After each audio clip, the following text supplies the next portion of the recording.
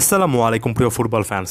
Lionel মেসির জন্মদিনের উপলক্ষে ইন্টার মায়ামি ক্লাব বিশ্বকাপের রাউন্ড অফ 16 নিশ্চিত করেছে। এই জিনিসটাকে একটা পজিটিভ খবর হিসেবে যদি ধরে নিতে পারেন, তাহলে যারা ম্যাচটা দেখেছেন তারা নিশ্চয়ই আমার সঙ্গে একমত হবেন।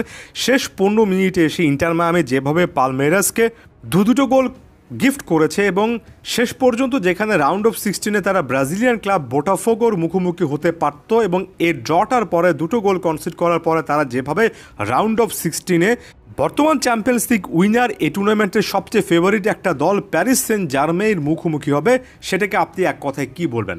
আমার কাছে তো মনে হয় শেষ 10-15 মিনিটে এসে ইন্টার মায়ামি রীতিমতো সুইসাইডাল অ্যাটেম্প্ট করেছে। এক কথায় বলা চলে নিজেদের পায়ে নিজেরা কুড়াল মেরেছে।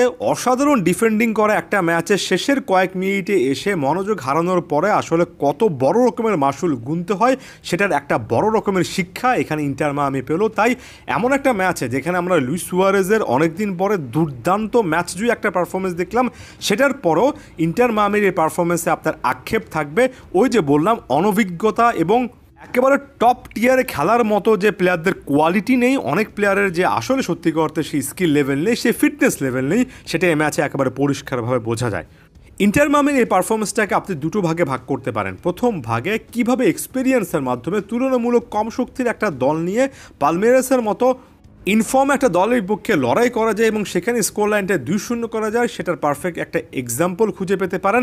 এখানে আমি এক্সপিরিয়েন্স বলতে বোঝাচ্ছি লিওনেল মেসি নিচে নেমে আসার, সার্জিও বুস্কেটসের সাথে মিডফিল্ডে বলের আদান প্রদান করা, যখনই প্রতিপক্ষ আক্রমণ করে তখনই লিওনেল মেসির ডিফেন্সিভ মিডফিল্ডের নিচে নেমে এসে যেভাবে বলগুলো তিনি রিকভার করেছেন, যেভাবে সামনে বাড়িয়েছেন, মিডফিল্ডে লিওনেল মেসির পারফরমেন্সের জন্য আলাদা করে হ্যাটস অফ থাকছে।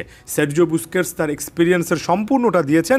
লুইস সুয়ারেজ দ্বিতীয় যে গোলটা করেছে ইন্টার মায়ামির, অর্থাৎ সুয়ারেজের একমাত্র গোল, সেখানে তিনি দেখিয়েছেন আসলে একটু মাত্র স্পেস পেলে এখনও একটা সময় এত স্কিলফুল প্লেয়ার কীভাবে তার এর আগের অভিজ্ঞতাগুলো কাজে লাগাতে পারেন। এমনকি যে গোলটা তাদিও আইয়েন্দে করেছেন কাউন্টার অ্যাটাক থেকে, সেখানেও লুইস সুয়ারেজ যেভাবে বলটা কন্ট্রোল করে আইয়েন্দের উদ্দেশ্যে বাড়িয়েছেন, সেখানেও পুরো অংশ জুড়ে ওই যে বললাম এক্সপেরিয়েন্স, অভিজ্ঞতার দাম লেখা ছিল। এটা যদি গল্পের অর্ধেক অংশ হয় এবং এখানে আমি যদি বারবার করে অভিজ্ঞতার কথা বলি, তাহলে অনভিজ্ঞতা এবং টপ টিয়ারে কম্পিট করার মতো মানসিকতা না থাকার কারণে কী লেভেলের মাসুল গুনতে হয় সেটা আপনি শেষ 10 থেকে 15 মিনিট দেখবেন। ম্যাচে ইন্টার মায়ামি যখন লুইস সুয়ারেজের গোলের মাধ্যমে 2-0-তে এগিয়ে গেল, তখন বেশ কয়েকটা সাবস্টিটিউশন করিয়েছেন হাবিয়ার মাসচারোনো, যেগুলো নিয়ে আলোচনা অবশ্যই সমালোচনাও হবে বা কোনো কোনো জায়গা থেকে করতে বাধ্য হয়েছেন, এটাও বলা চলে।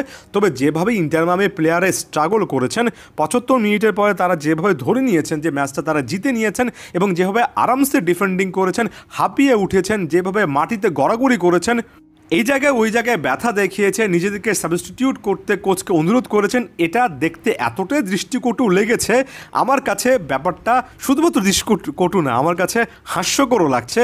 যেখানে মাঠের মধ্যে লুইস সুয়ারেজ এতটা আনফিট অবস্থাতেও বেস্ট একটা পারফরমেন্স দিলেন, যেখানে সার্জিও বুস্কেটস পুরো ম্যাচ জুড়ে এত পরিশ্রম করলেন, যেখানে লিওনেল মেসি এত পরিশ্রম করে মিডফিল্ডে নিচে নেমে এসেছেন, সেখানে 20-22 বছর 24 বছর বয়সী প্লেয়াররা একটা 90 মিনিটের গেম কমপ্লিট করতে পারছেন না।